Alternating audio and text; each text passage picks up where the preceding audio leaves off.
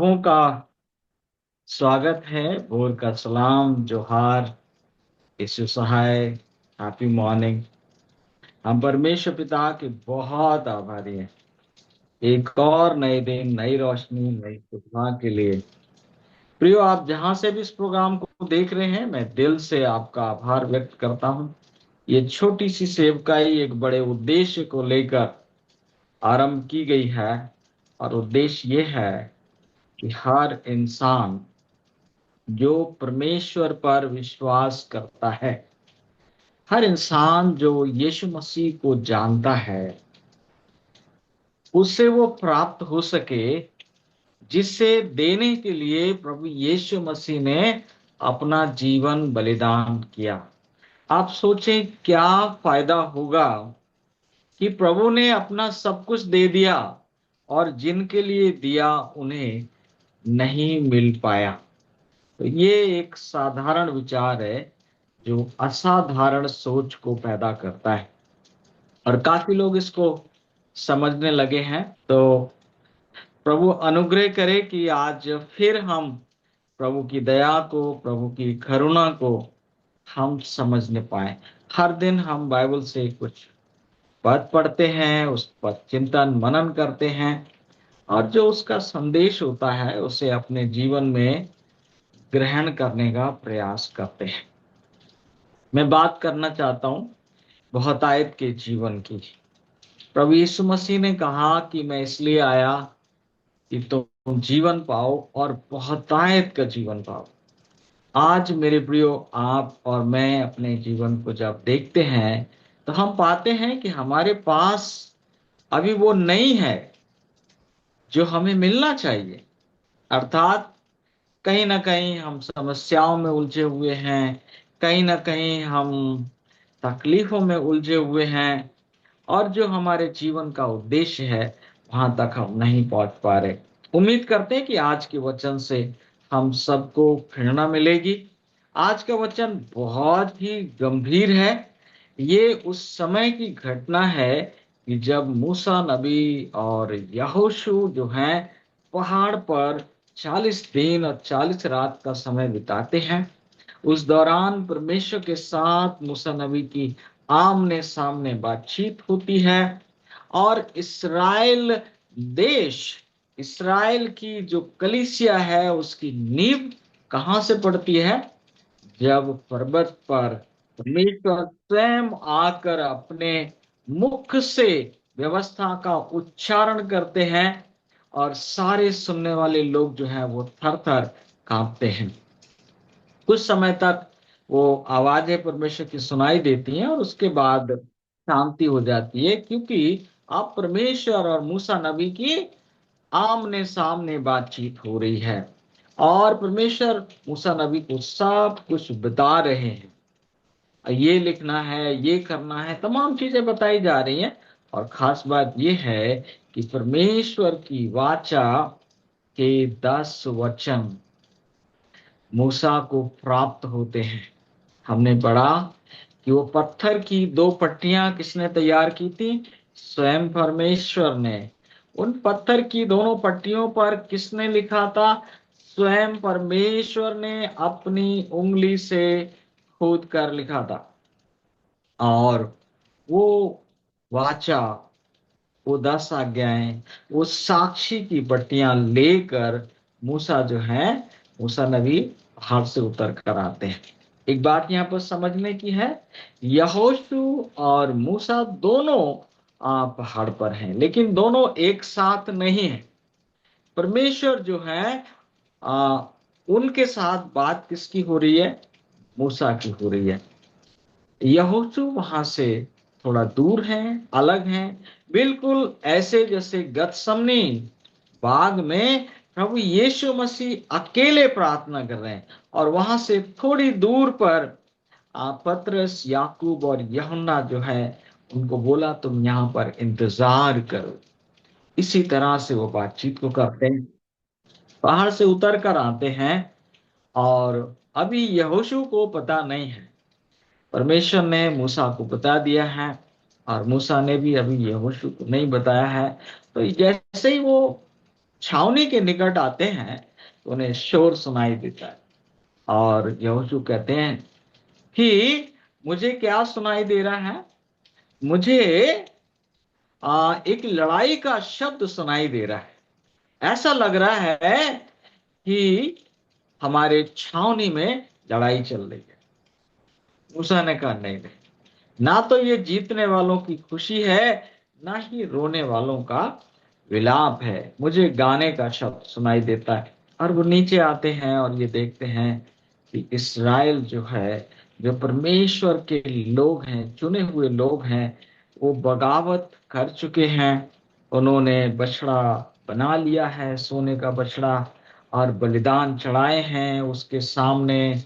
वो गा रहे हैं, नाच रहे हैं, कूद रहे हैं, अय्याशी कर रहे हैं। मतलब वो आउट ऑफ कंट्रोल है।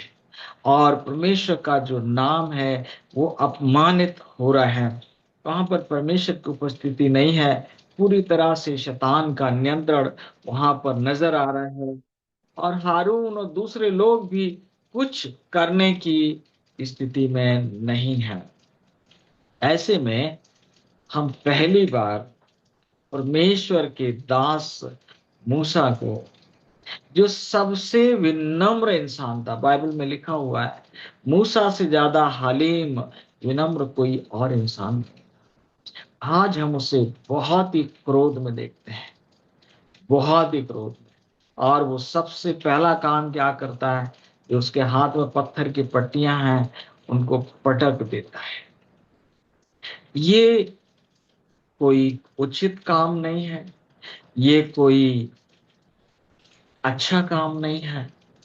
जो आज्ञाओं को वो लेकर आए थे उन्हें गिरा कर तोड़ दिया।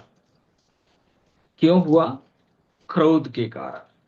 और क्रोध में आकर उन्होंने उस सोने के बछड़े को आग में डालकर फूंक दिया, उसका पाउडर बना दिया, लोगों को पिला दिया, पानी के ऊपर डाल दिया। और यहाँ पर आज का वचन और रुकता है मेरे प्रियो। हम आज की टीचिंग में, आज की ज्ञान को प्राप्त करने की कोशिश करते हैं। यहाँ जो हमने पढ़ा है इससे हमें क्या प्राप्त हो सकता है? पहली बात तो ये है कि जो हमको प्राप्त होती है वो ये कि जब परमेश्वर अपना काम कर रहे हैं तो शैतान सो नहीं रहा है। शैतान सो नहीं रहा है। जितना हम परमेश्वर के निकट आएंगे, शैतान की सारी शक्तियां उन लोगों के विरोध में दिन और रात काम करती रहती हैं जो परमेश्वर के निकट हैं, परमेश्वर से बातचीत कर रहे हैं। शैतान को उनके बारे में कोई चिंता नहीं है जो चर्च जाते हैं लेकिन बाइबल नहीं पढ़ते, बाइबल पढ़ते हैं लेकिन आज्ञाओं का पालन नहीं करते, जो सांसारिकता का जीवन जीते हैं। शैतान को उनके बारे में कोई चिंता नहीं है। लेकिन शैतान को चिंता है उनके बारे में जो परमेश्वर की आज्ञाओं का पालन कर रहे हैं, आज्ञाओं का पालन करना चाहते हैं, परमेश्वर से प्रेम करते हैं, परमेश्वर के निकट रहते हैं। और उनको गिराने के लिए शैतान निरंतर काम करता है। और किन लोगों को इस्तेमाल करता है शैतान? बाहरी लोगों को नहीं, अंदर के लोगों को।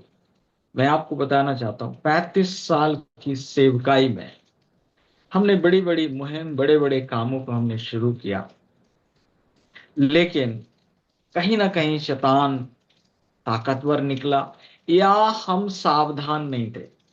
हम सावधान नहीं थे। और क्या हुआ कि जो लोग हमारे साथ होने का दावा करते थे उन्होंने क्या किया? उन्होंने अपना रूप दिखाया, असली रूप दिखाया, और वो काम रुक गया या अपने उद्देश्य तक नहीं पहुंचा।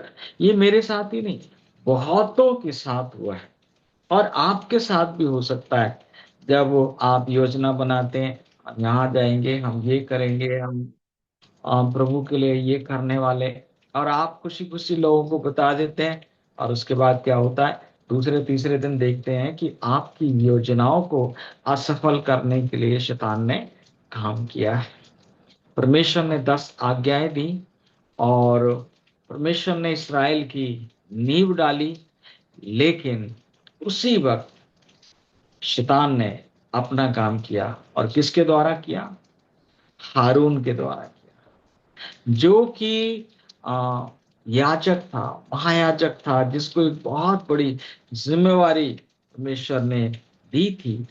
और उसने मूसा के साथ मिलकर एक बड़ी सेवकाई की थी और सारे इसराइल को बाहर निकालने में सहायता की। मेरे प्रियो, जब हम प्रभु के निकट हैं, प्रभु की योजनाओं को हम पालन करना चाहते हैं, उस समय हमें बहुत अधिक जागरूक रहने की जरूरत है, बहुत ज्यादा अलर्ट रहने की जरूरत है। मत्ती 26 का 41 अगर आप पढ़ेंगे तो वहां लिखा है, जागते और प्रार्थना करते रहो कि परीक्षा में ना पड़ो। वक्त आ गया है मेरे प्रियो, जब हम प्रभु का काम कर रहे हैं तो केवल अपने आप को सचेत रखने की जरूरत नहीं है, बल्कि पूरी टीम को सचेत रखने की जरूरत है। बाहर के लोग आते हैं, मुझसे बात नहीं करते हैं, मेरी टीम से बात करते हैं और मेरे लोगों से बात करते हैं, जो लोग मेरे करीब हैं, और उनके दिमाग में वो अपना बीज बोते हैं। और थोड़े दिन बाद धीरे धीरे क्या होता है, वो बीज फलवंत होता है और वो एकता जो है वो क्या हो जाती है, बैठ जाती है। मेरे प्रियो, आज मुझे और आपको एक प्रण करना है कि जूम परिवार से जुड़े हुए हर एक व्यक्ति को आपस में एक दूसरे के लिए प्रार्थनाएं करने की जरूरत है।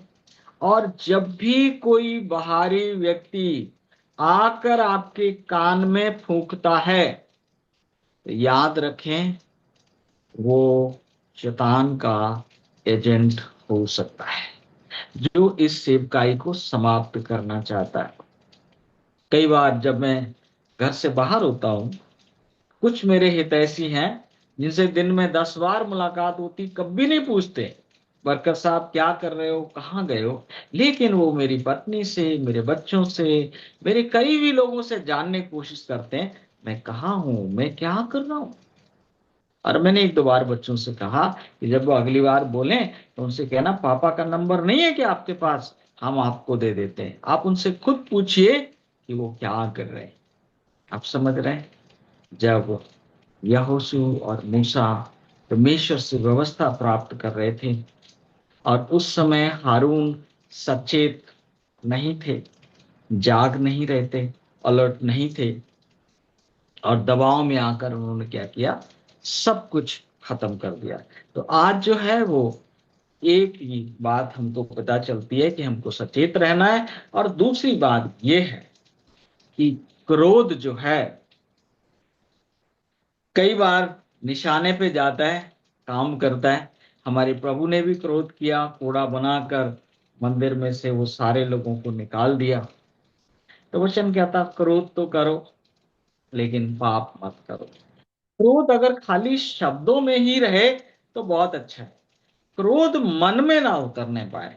अगर क्रोध मन में उतर जाता है, विचारों में उतर जाता है, तो फिर क्या होता है, हमसे, हम जो काम करना चाहते हैं उसके साथ साथ हमसे वो काम भी हो जाते हैं जो हमें नहीं करना चाहिए। हालांकि परमेश्वर बहुत दयालु हैं, कृपालु हैं। और जब उन्होंने परमेश्वर की वाचा की पट्टियों को गिराकर मूसा ने तोड़ दिया, तो कोई उनके खिलाफ एक्शन नहीं होता है। आने वाले समय में हम सीखेंगे, परमेश्वर दोबारा उसको मौका देते हैं।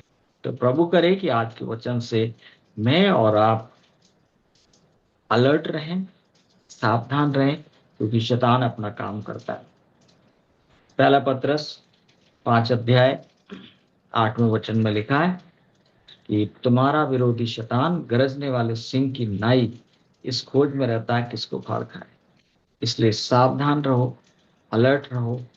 और कोई भी व्यक्ति बाहरी संदेश लेकर आता है, हमारी एकता को तोड़ना चाहता है, हमें एक दूसरे के खिलाफ भड़काता है, तो उसकी पहचान करें और उसकी सूचना दें, ताकि उसको डील किया जा सके। क्योंकि ये बड़े आंदोलन को रोकने के लिए हमारे बीच से ही लोग उठेंगे और इसको रोकने का प्रयास करेंगे। कल फिर हम मिलेंगे, प्रभु ने चाहा तो, एक नए संदेश, नए विचार के साथ। तब तक प्रभु का अनुग्रह हम सब के साथ बना रहे। Thank you very much. जय मसीह की।